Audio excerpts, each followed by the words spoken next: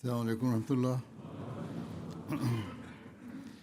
أشهد أن لا إله إلا الله وحده لا شريك له وأشهد أن محمدا عبده ورسوله أما بعد فأعوذ بالله من الشيطان الرجيم بسم الله الرحمن الرحيم الحمد لله رب العالمين الرحمن الرحيم مالك يوم الدين إياك نعبد وإياك نستعين اهدنا الصراط المستقيم صراط الذين أنعمت عليهم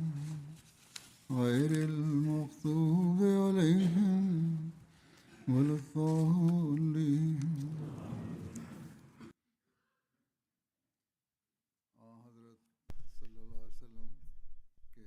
Dans le sermon précédent, il a été question du noble exemple du saint prophète Mohammed sallallahu alayhi wa sallam concernant les normes élevées de vérité, ainsi que de ses conseils et de sa guidance aux croyants.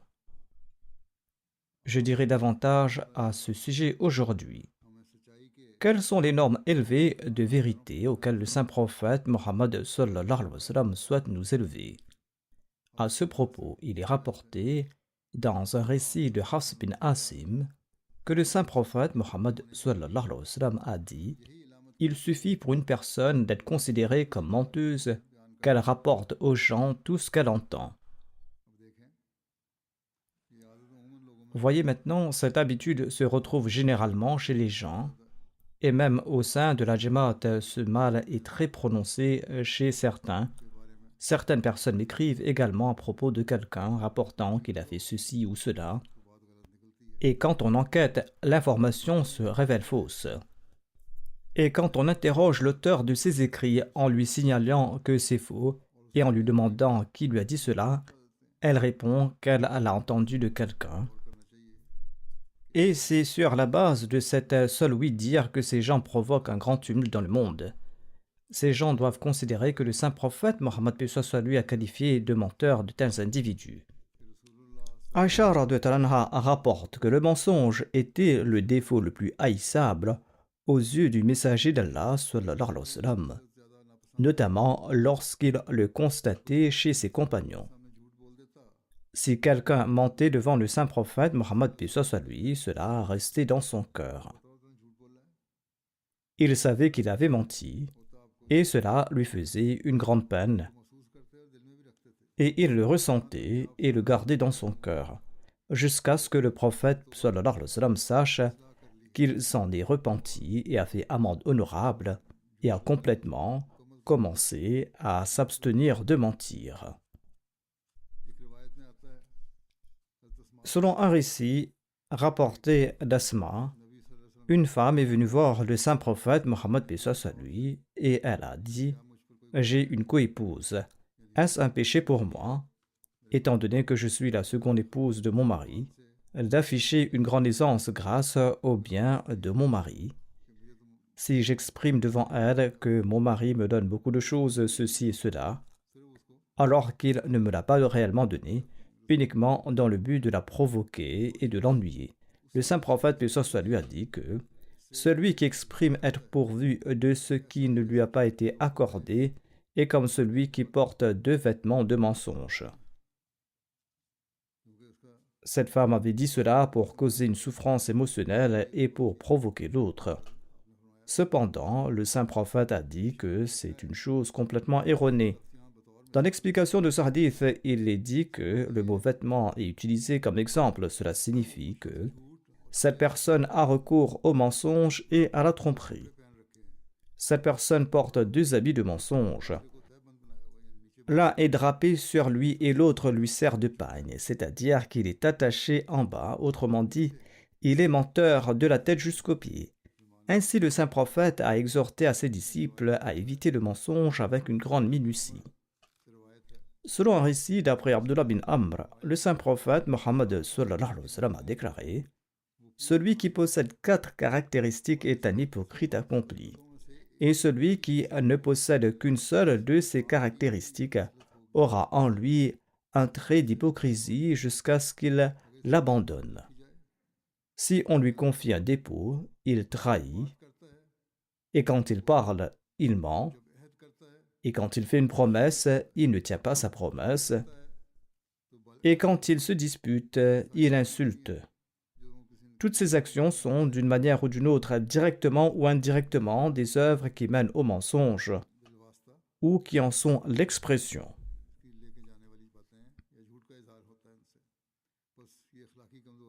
Ainsi, ces faiblesses morales sont un signe d'hypocrisie.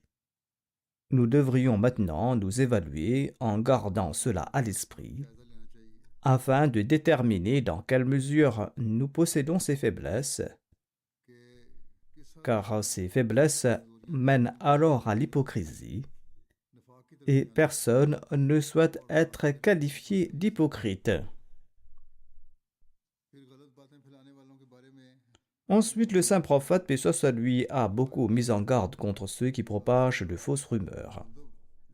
Samra bin Jundub rapporte que le saint prophète Mohammed, paix soit sur lui, demandait souvent à ses compagnons: l'un d'entre vous a-t-il fait un rêve? Samura disait qu'il posait cette question. Le saint prophète, paix soit sur lui, interrogeait les gens, et ceux dont Allah voulait qu'ils relatent leurs rêves, eh bien, il lui relatait leurs rêves. C'est-à-dire, ceux qui avaient fait un rêve relataient ce rêve. Un matin, le saint prophète Mohammed, paix soit sur lui, lui-même a déclaré: cette nuit, j'ai vu un rêve. 2 visiteurs sont venus à moi. Ils m'ont levé ou soulevé et m'ont dit: allons-y. Je me suis mis à marcher avec eux, et nous sommes arrivés près d'un homme qui était allongé sur le dos. Un autre homme se tenait près de lui, tenant un crochet de fer. C'était une sorte de pince. Il allait d'un côté de la bouche de la personne et lui fendait les joues jusqu'à la nuque. Et il lui fendait aussi la narine jusqu'à la nuque, et il lui fendait également l'œil jusqu'à la nuque. C'est-à-dire qu'il fendait d'un seul côté. Ensuite, il se déplaçait vers l'autre côté, vers l'autre joue. Il faisait cela d'abord du côté droit et ensuite du côté gauche. Il en faisait de même de l'autre côté. Ainsi, il n'avait pas encore terminé que le premier côté, qu'il avait précédemment incisé, redevenait aussi sain et beau qu'il l'était auparavant. Ensuite, il revenait vers ce côté et en faisait de même, puis il incisait à nouveau de la même manière car elle était redevenue comme avant. Le saint prophète a dit que j'ai dit Subhanallah. Qui sont ces gens? Alors tous deux m'ont dit: écoute, nous allons te révéler la réalité. La personne à qui tu es venu, dont la mâchoire était déchirée jusqu'à la nuque, son nez aussi jusqu'à la nuque ainsi que son œil. Il est celui qui sort de chez lui le matin, qui invente un mensonge qui se répand partout. Il est un colporteur de rumeurs, quelqu'un qui dit du mal des gens. Certaines personnes disent certaines choses uniquement pour le plaisir, pour s'amuser, et parfois des propos sont tenus dans le but de discréditer quelqu'un dans la société. Ils s'expriment pour causer du tort en toutes circonstances. Ces personnes devraient toujours se rappeler qu'elles en seront tenues responsables. Et Allah les tient pour responsables et Allah va les châtier. C'est un grand motif de crainte et il y a grand besoin de demander pardon. Il est rapporté d'Abdullah bin Harith qu'il a transmis à Hakim bin Hizam, qui a déclaré que le saint prophète Mohammed sallallahu alayhi wa sallam a déclaré que le vendeur et l'acheteur ont tous deux la possibilité d'annuler la vente, c'est-à-dire qu'ils ont le droit de mettre fin à toute transaction conclue tant qu'ils ne se sont pas séparés. C'est-à-dire que cela est possible tant qu'ils sont ensemble, mais pas une fois qu'ils se sont séparés, ou jusqu'à ce qu'ils se séparent, a dit le saint prophète. Si tous deux ont agi avec sincérité et vérité et ont parlé clairement, alors leur transaction sera bénie pour eux. Et si tous deux ont dissimulé et ont menti, la bénédiction de leur transaction sera effacée. De nombreux litiges commerciaux sont dus à des mensonges, et Allah ne bénit alors ni les paroles ni les affaires de ces personnes. Dans ce monde, ils subissent des pertes qu'ils doivent subir, et auprès d'Allah, ils sont considérés comme des pécheurs et ils sont punis. Ibn Omar rapporte que le saint prophète Mohammed lui a dit: quand un serviteur ment, l'ange s'éloigne de lui d'un mille en raison de la puanteur de ce qu'il a commis. Abu Huraira rapporte que le saint prophète lui passa tout près d'un tas de céréales. Il y introduisit sa main et ses doigts ressentirent de l'humidité. Il dit: ô marchand de grains, toi qui vends cela, que ce soit du blé, du maïs ou autre. Il lui a dit que ce céréale est mouillé à l'intérieur. Le marchand répondit: ô messager d'Allah, la pluie est tombée dessus. Le saint prophète lui a dit: pourquoi ne l'as-tu pas mis sur le dessus du grain au lieu de le cacher en dessous? Si la pluie était tombée dessus, tu l'aurais dû mettre au-dessus afin que les gens puissent le voir. Celui qui trompe, a-t-il dit, n'est pas des miens. C'est avec une telle minutie que les hommes d'affaires doivent s'examiner. C'est le standard qu'ils souhaitaient développer chez un musulman, mais malheureusement, aujourd'hui, les musulmans eux-mêmes sont discrédités dans le monde en raison de la fraude et du mensonge. C'est pourquoi aujourd'hui, nous qui, en acceptant le Messie premier salam, déclarons avoir une foi véritable en le saint prophète Mohammed lui, nous devons avoir le plus haut standard de véracité dans chacune de nos paroles et dans nos actions. Autrement, le saint prophète a dit que si cela n'est pas le cas, eh bien vous n'êtes pas des miens. Je n'ai pas de relation avec vous. Il a exhorté à suivre d'innombrables conseils et directives en faisant preuve d'une grande rigueur dans la vérité. Et personne ne peut être un véritable musulman tant qu'il n'adhère pas pleinement à la véracité. Je vais maintenant présenter quelques points concernant sa personnalité. Étant donné que le saint prophète Mohammed disait toujours la vérité et qu'il était le plus éminent en matière de probité et d'intégrité, il était connu parmi les gens comme As-Sadiq le véridique et Al-Amin, celui qui est dit de confiance. Un auteur a écrit que le saint prophète a été suscité à l'époque de l'ignorance pré-islamique. Aucun avertisseur était venu à son peuple avant lui, c'est-à-dire qu'aucun prophète n'était apparu chez cette nation. Les gens adoraient des idoles, des statues et des fausses divinités. La compréhension et la sagesse du saint prophète, paix soit lui ont été accordées dès son enfance, alors même qu'il se trouvait parmi le groupe de Satan et des idolâtres. Il n'eut jamais de penchant pour aucune idole et ne participa jamais à aucune de leurs festivités. Jamais on ne l'entendit mentir. Les gens le considéraient comme As-Sadduq, c'est-à-dire celui qui est très véridique, et Al-Amin, celui qui est digne de confiance, le magnanime, et celui qui était très miséricordieux. Il est rapporté qu'avant l'islam, à l'époque de la Jahiliya, on demandait au messager d'Allah, paix soit lui, de rendre des jugements. En relatant cela, Hadrat Muslim Maud a expliqué à une occasion que le témoignage général concernant ses nobles qualités morales est celui qu'a rendu son peuple, à savoir qu'avant sa revendication à la Nabouwa, son peuple lui avait donné les titres d'Al-Amin et d'As-Siddiq.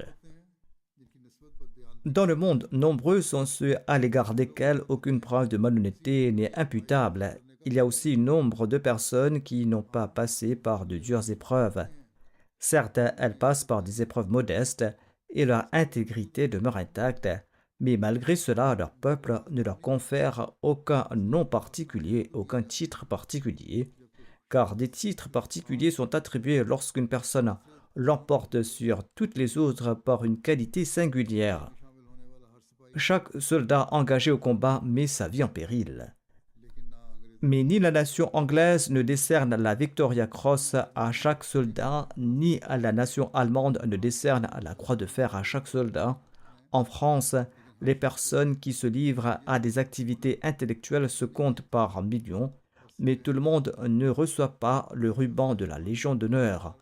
Par conséquent, le simple fait qu'une personne soit digne de confiance et honnête ne met pas particulièrement en lumière sa grandeur, mais accorder à une personne les titres de dépositaire de la confiance et de véridique de toute la nation est une chose extraordinaire.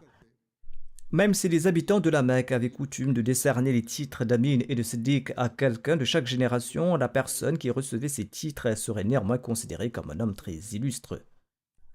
Mais l'histoire de l'Arabie révèle que les Arabes n'ont jamais conféré ce titre à un homme de quelques générations. Au contraire, au cours des centaines d'années d'histoire de l'Arabie, on ne trouve qu'un seul exemple, celui de Mohammed, le prophète d'Allah, sallallahu alayhi wa sallam, à qui les habitants de l'Arabie ont conféré les titres d'Amin et de Siddiq.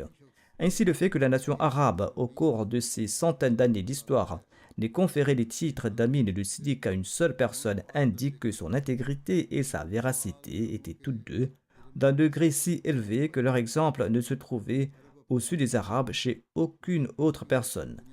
Les Arabes étaient réputés dans le monde pour leur perspicacité. Par conséquent, toute chose qu'ils déclarent rare est assurément rare et digne d'être considérée comme telle dans le monde. Le Messie premier d'Islam déclare « Aujourd'hui, la situation du monde est devenue très délicate. Quel que soit l'angle sous lequel on observe, de faux témoins sont fabriqués. Faire de fausses accusations n'est rien. De faux documents sont créés, des papiers sont également falsifiés. S'ils énoncent un fait, ils le feront en contournant la vérité. S'ils y trouvent un avantage, alors ils abandonneront la vérité et il n'y aura que des mensonges. Que quelqu'un demande maintenant à ceux qui ne comprennent pas la nécessité de cette communauté. Est-ce cela la religion ? C'est-à-dire que le Messie premier d'Islam explique qu'il a fondé cette Jamaat pour rester attaché à la vérité. Il explique que quelqu'un leur demande si c'était cela la religion apportée par le saint prophète Mohammed soit lui. Allah qualifie le mensonge d'impureté en disant qu'il faut s'en abstenir. Fajtanibu rijsa min al-awthani wajtanibu qawl az-zur. Évitez donc l'abomination des idoles et évitez les paroles mensongères. Il a lié ce mensonge avec l'idolâtrie, tout comme une personne insensée s'incline devant une pierre en abandonnant Allah. Le sens est que vous devez vous abstenir de l'impureté parce que c'est un très grand mal. Et de la même manière, mentir est aussi un mal. Comme si vous étiez tombé dans l'impureté, dans une mauvaise action. Il a simplement été dit ici que l'idolâtrie est aussi une mauvaise action, une action impure. Il dit que ce mensonge a été associé à l'idolâtrie. De même qu'un homme insensé abandonnant Allah se tourne vers une pierre, de même abandonnant la vérité et la droiture, il fait du mensonge une idole pour ses propres intérêts. C'est la raison pour laquelle Allah l'a associé à l'idolâtrie. Abstenez-vous de l'idolâtrie car c'est un très grand péché et mentir est tout aussi grave. Le Messie premier d'Islam explique Dieu l'a comparé à la manière dont un idolâtre cherche le salut par une idole. Le menteur lui aussi se fabrique une idole et pense qu'il sera sauvé par cette idole. Quelle perversion s'est installée? Si on leur demande pourquoi ils sont idolâtres et qu'on leur dit de renoncer à cette impureté, ils répondent « Comment pourrions-nous y renoncer? Il nous est impossible de vivre sans cela. » Il nous faut mentir pour servir nos intérêts, disent-ils. Or, dit le Messie premier d'Islam, il ne pouvait y avoir plus grande infortune que de fonder sa vie sur le mensonge. Mais je vous assure qu'à la fin, seule la vérité triomphe, et c'est en elle que réside le bien et la victoire. Décrivant la vie du saint prophète Mohammed sallallahu alayhi wa sallam, Hadrat Muslim Maud a écrit quelque part que le saint prophète Mohammed sallallahu alayhi wa sallam informe son épouse qu'une révélation lui est parvenue ainsi. L'épouse ne répond pas « Quelle mascarade préparez-vous » mais elle dit « Ne craignez pas, ce que vous avez vu est juste. » Allah ne peut pas vous laisser tomber car vous maintenez les liens de parenté, vous portez le fardeau des nécessiteux et vous rétablissez les vertus perdues, vous pratiquez l'hospitalité envers les invités et vous soutenez la vérité et la justice. Ensuite, l'épouse le conduit chez son frère Waraqa bin Nawfal, qui était un savant des écritures israélites. Dès que Waraka entend la déclaration du saint prophète, puis soit lui, il affirme que c'est une révélation semblable à celle qui fut révélée à Moïse, et que cette révélation contient les mêmes commandements et décrets que ceux de la révélation de Moïse. Les témoignages le confirment. J'en ai déjà fait une brève mention dans un sermon précédent. Ensuite, Hazrat Muslim Maud présente un autre témoignage. Un témoignage était celui de Warqa bin Nawfal. Il ajoute aussi qu'il y avait un cousin à la maison, un cousin sur le point d'atteindre l'âge de la jeunesse et qui pouvait devenir un très bon moyen de prêche parmi les jeunes. Quand il entend son frère et sa belle-sœur, c'est-à-dire le saint prophète, puis soit lui et Khadija, discuter sérieusement d'un changement important, il s'avance avec beaucoup de dignité et il déclare que « Je crois moi aussi que vous êtes sincère et qu'Allah vous a certainement parlé de ces choses et Allah vous a chargé de la réforme du monde. » Ensuite, il rapporte le témoignage d'un esclave affranchi qui, charmé par sa moralité, avait abandonné ses parents pour s'installer à sa porte. Quand il entend ces propos qui se développent lentement et voit les signes de l'inquiétude et de l'anxiété sur le visage de son maître, il s'avance, il saisit le pan de son maître et il déclare « Ô mon maître !» Ce que vous avez vu se réalisera, ce que vous avez dit est vrai, et ce que vous avez vu est vrai. La nature ne peut pas tromper un homme comme vous. Vous êtes entièrement de part en part à la vérité et la justesse. Comment la Providence pourra-t-elle vous tromper? Le moment est venu pour que le monde soit réformé par vos mains. Permettez-moi aussi de rester à vos côtés et de vous servir. Il existe un autre témoignage, celui d'un ami intime, qui est pour ainsi dire un autre lui-même, comme une seconde perle élevée dans la même huître. Quand il entend dire que son ami a commencé à divaguer et que peut-être il a perdu la tête, ce que disent les gens, il se précipite et ouvre la porte ou la fait ouvrir et demande à son ami si ce qu'il entend est vrai. Quand le saint prophète commence à lui expliquer ses faits, il dit « Par Dieu, ne présentez pas d'arguments, dites-moi seulement si c'est vrai. » Et lorsque le saint prophète, Mohammed soit lui, le confirme, il déclare « Mon véritable ami, je crois en votre prophétie. Vous allez faire une chose terrible en me donnant des arguments et en mettant ma foi en doute. J'ai tellement vu votre véracité que je n'ai pas besoin d'arguments. » Alors il, c'est-à-dire Abu Bakr a dit « Ô mon ami, celui qui a vu ton visage, comment pourra-t-il douter de tes paroles ?» Il n'y a aucun doute que l'opposition devait avoir lieu, car selon Warqa bin Nawfal, Lam ya'ti rajulun qad bimithli ma ji'ta bihi illa udhiya. C'est-à-dire que toute personne ayant apporté un tel message n'a pas échappé à l'opposition des gens. Mais regardez la providence de Dieu. Avant que la tempête de cette opposition n'arrive, Allah a suscité pour lui des compagnons. Warqa, l'unique érudit des textes israélites parmi les habitants de la Mecque, s'agenouilla devant lui dès la première révélation. Dès qu'elle entendit la révélation, Khadija, sa compagne de vie, commença à le soutenir. Son jeune frère Ali, qui observait en permanence sa moralité familiale, commença à offrir ses services. Zayd, l'esclave affranchi, qui avait longuement et profondément étudié ses transactions et son comportement vers les pauvres, commença à jurer de sa sincérité. Son ami d'enfance, le bienfaiteur de la Mecque, l'incarnation de la noblesse, Abu Bakr, simplement en apprenant qu'il avait revendiqué la révélation, mit le collier de la servitude autour de son cou et vint s'asseoir à sa porte. Ce témoignage inégalé de dévotion et de sincérité a dû susciter une grande joie dans son cœur. En entendant les cris et les railleries des habitants de la Mecque, le saint prophète Mohammed devait sourire et dire « Ceci est votre jugement, vous qui ne me connaissez pas. Vous qui me traitez de sorcier et de magicien, et de tout le reste, écoutez maintenant aussi ce jugement, le jugement qu'ont donné ceux qui me connaissent. comment ils se tiennent à ma droite et à ma gauche, prêts à donner leur vie. Moïse avait prié pour un assistant afin de porter son fardeau. Dans l'interprétation de ce verset, Hadrat Muslim Maud compare les compagnons du prophète Moïse à ceux du saint prophète Mohammed sallallahu alayhi wa sallam. C'est pourquoi il cite l'exemple de Moïse ici. Moïse avait donc prié, dit-il, pour demander un assistant pour porter son fardeau, mais Allah le Tout-Puissant a donné à Mohammed, le prophète d'Allah, sallallahu alayhi wa sallam, 5 assistants sans qu'il les demande. Et de tels assistants qui ont excellé dans l'allègement de son fardeau. Waraqa bin Nawfal est certes décédé rapidement, mais il a rendu un témoignage indélébile de sa véracité. Après cela, pendant 12 ans, Khadija, radhiyallahu anha, bien que femme, a accompli une tâche telle que même les hommes les plus courageux auraient baissé les yeux. Zayd a montré un exemple de sacrifice inégalé pendant 20 ans et finalement, versant son sang devant le tranchant des épées, il a prouvé que ce que devaient être les ministres de Mohammed, le prophète d'Allah, sallallahu alayhi wa sallam. Abu Bakr et Ali avaient survécu le saint prophète Mohammed paix soit lui et en devenant ses califes, ils ont prouvé le ministère sous un nouveau jour.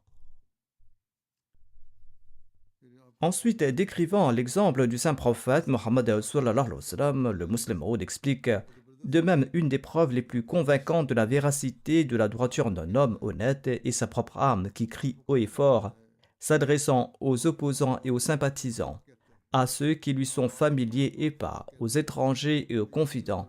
Regardez-moi et réfléchissez avant de m'accuser de mensonge. En me traitant de menteur, ne vous privez-vous pas de tous les moyens qui vous permettent de découvrir la vérité, et en me déclarant imposteur, ne vous fermez-vous pas toutes les portes par lesquelles vous parvenez à la réalité que vous recherchez. Toute chose en ce monde s'inscrit dans une continuité et progresse par degrés. Ni le bien ne peut atteindre sa perfection en faisant l'impasse sur les étapes intermédiaires, ni le mal ne saurait parvenir à son terme ultime en brûlant ces mêmes étapes. Comment est-il alors possible qu'un homme courant vers l'ouest se retrouve soudainement à l'extrémité est? Il n'est pas possible de courir dans une direction et d'arriver dans une autre. Et qu'un homme allant vers le sud se retrouve debout à l'horizon nord.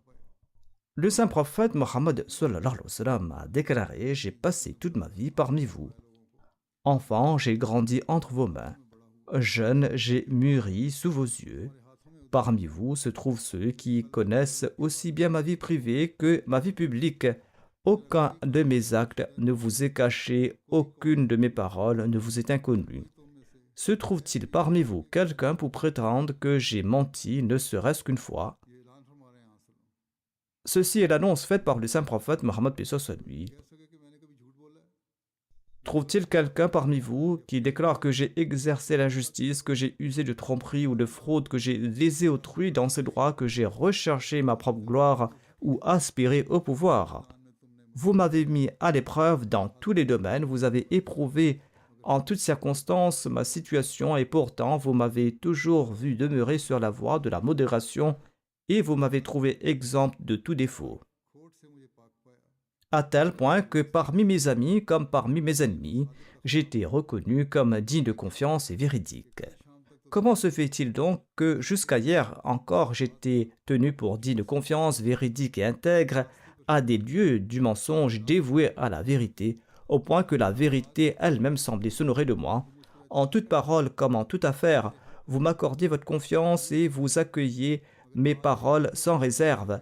Et voici qu'aujourd'hui, en l'espace d'un seul jour, un tel renversement se serait produit que je serais devenu le pire des hommes, le plus vil d'entre eux, suite à une simple déclaration.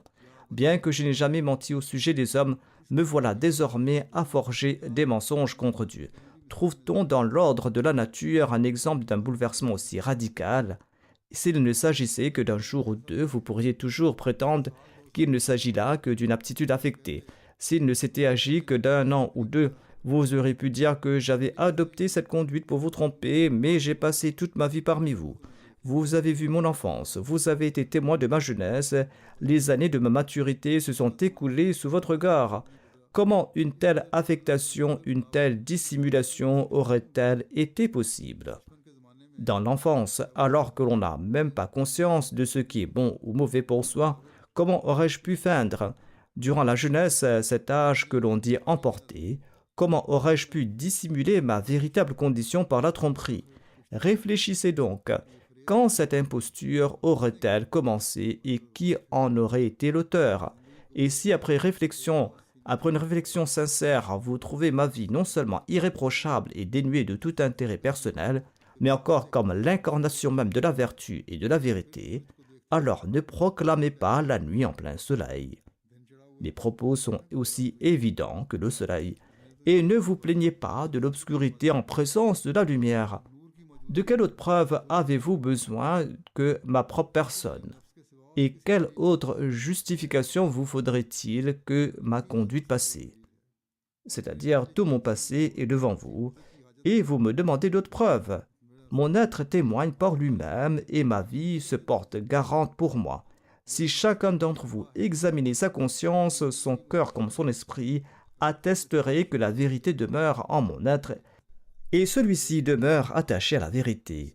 La droiture sonore de mon être et celui-ci sonore de la droiture. Il n'a besoin d'aucune autre preuve pour attester sa sincérité tel le soleil, dont le lever est à lui seul la preuve. Tel est l'argument décisif qui s'est ancré dans le cœur d'Abu Bakr radhiyallahu anhu, et tel est l'argument puissant qui continuera toujours de trouver place dans le cœur de ceux qui sont épris de vérité. Lorsque le saint prophète Mohammed paix soit lui proclama sa mission, Abu Bakr radhiyallahu anhu se trouvait chez un ami. Là, une esclave affranchie vint l'informer que l'épouse de son ami disait que son mari prétendait être un prophète similaire à Moïse. Abu Bakr s'est levé immédiatement et il s'est rendu chez le saint prophète Mohammed sallallahu alayhi wa sallam et l'a interrogé. Le saint prophète Mohammed lui a répondu: Je suis le messager de Dieu. Dès qu'Abu Bakr radhiyallahu anhu a entendu cela, il a accepté sa revendication. En effet, le saint prophète Mohammed sallallahu alayhi wa sallam avait déclaré au sujet de la foi d'Abu Bakr radhiyallahu anhu que je n'ai invité personne à l'islam sans qu'il n'y ait eu d'hésitation, de réflexion et de doute de sa part, sauf Abu Bakr radhiyallahu anhu. Il n'a pas hésité une seconde lorsque je lui en ai parlé, mais il a accepté l'islam de son propre chef. Qu'est-ce qui a forcé Abu Bakr radhiyallahu anhu à croire au saint prophète Mohammed paix soit lui sans voir aucun signe? C'était l'âme parlante du saint prophète Mohammed sallallahu alayhi wa sallam qui était son propre témoin de sa véridicité. De même, j'ai déjà évoqué le témoignage de Hazrat Khadija, de Ali, de Zayd bin Harith. Tous étaient témoins de sa sincérité en constatant sa véridicité. En somme, la première preuve intrinsèque de la véracité d'un prophète est son être même, qui, par son état, témoigne de sa sincérité, et son témoignage est si puissant qu'en sa présence, aucun autre miracle ou signe n'est nécessaire. Le Messie promet l'Islam déclare: Par la parole de Dieu, l'on comprend que les muttaqis sont ceux qui agissent avec douceur et modestie. Ils ne tiennent pas de discours arrogants. Leurs propos sont tels de ceux d'un subalterne s'adressant à un supérieur. Nous devons en toutes circonstances faire ce qui assure notre bien-être. Allah n'est l'apanage de personne, il ne désire que la taqwa sincère. Celui qui fera preuve de taqwa atteindra un rang élevé. Le saint prophète Mohammed paix soit lui ou le prophète Abraham paix soit lui n'ont pas acquis leur honneur par héritage. Notre conviction est que le père du saint prophète paix soit lui Abdullah n'était pas un polythéiste. C'est une question que les gens soulèvent et la réponse se trouve ici. Le Messie promet l'Islam déclare que notre conviction est que Abdullah, le père du saint prophète, n'était pas un polythéiste. Cependant, cela n'a pas conféré la naboua au saint prophète, paix soit lui. C'était une grâce divine due aux vertus innées qui étaient en sa nature. Ce sont elles qui ont été le moteur de cette grâce. Le prophète Abraham, le père des prophètes, n'a pas hésité à sacrifier son fils grâce à sa sincérité et sa taqwa. Il fut lui-même jeté dans le feu. Il a été placé dans le feu pour cette raison. Le Messie promet l'Islam déclare: voyez la sincérité et la loyauté de notre maître et Seigneur, le saint prophète Mohammed paix soit lui. Il a fait face à toutes sortes de mouvements hostiles et il a enduré toutes sortes de difficultés et de souffrances, mais il n'y a pas prêté attention. C'est cette sincérité et cette loyauté grâce auxquelles Allah accorde sa grâce. C'est pourquoi Allah le Tout-Puissant a déclaré: Inna Allaha wa malaikatahu yusalluna ala nabi ya ayyuhalladhina amanu sallu alayhi wa sallimu taslima. Allah le Très-Haut et tous ses anges envoient des bénédictions sur les messagers. Ô vous qui avez la foi, envoyez des bénédictions et la paix sur le saint prophète, paix soit lui. De ce verset, il ressort que les actions du saint prophète Mohammed paix soit lui étaient telles qu'Allah le Très-Haut n'a pas prononcé de mots spécifiques pour en définir ou en circonscrire la louange et les qualités. Il ne les a pas limités à un mot particulier. Les mots auraient pu être trouvés, mais il ne les a pas utilisés lui-même, c'est-à-dire que la description des bonnes actions du saint prophète paix soit lui dépassait toute limitation. Ces bonnes actions étaient telles que nous ne pouvons pas les circonscrire. Ce type de verset n'a jamais été utilisé en honneur d'aucun autre prophète. Son âme possédait une telle sincérité, une telle pureté, ses actions étaient si agréables aux yeux de Dieu qu'Allah, le Tout-Puissant, a décrété que pour l'éternité, les générations futures en signe de gratitude doivent réciter le daroud, c'est-à-dire envoyer des bénédictions. Son courage et sa sincérité étaient tels que si nous regardions vers le haut ou vers le bas, nous n'en trouverons pas d'équivalent. Il suffit de regarder l'époque du Christ lui-même, jusqu'où son courage ou sa véracité et sa pureté spirituelle ont-ils affecté ses disciples. Chacun peut comprendre qu'il est très difficile de corriger une mauvaise habitude. Se défaire d'habitudes invétérées est presque impossible. Quand les habitudes sont bien ancrées, il est difficile de les corriger, mais notre saint prophète, paix soit lui, a corrigé des milliers d'êtres humains qui étaient pires que des animaux. Certains ne faisaient pas de distinction entre les mères et les sœurs comme des animaux. Ils dévoraient les biens des orphelins, ils dévoraient les biens des morts. Certains étaient des adorateurs d'étoiles, certains étaient des matérialistes, certains étaient des adorateurs des éléments. La péninsule arabique abritait en son sein un conglomérat de religions. Le grand avantage de cela a été que le Saint-Coran contient en lui-même toutes sortes d'enseignements. Il contient des enseignements suffisants pour réfuter toute croyance fausse et tout mauvais enseignement qui serait possible en ce monde. C'est la sagesse profonde et la disposition d'Allah qui ait envoyé le saint prophète, paix soit lui, à une époque où l'ignorance avait atteint son paroxysme et qu'il ait transformé ces bêtes en êtres humains. Allahumma salli ala Muhammadin wa ala ali Muhammadin wa barik wa sallim innaka hamidun majid. Que Dieu le Tout-Puissant nous accorde également la grâce en suivant son noble exemple et en mettant en pratique le Saint-Coran et ses commandements d'élever toujours plus haut les normes de vérité.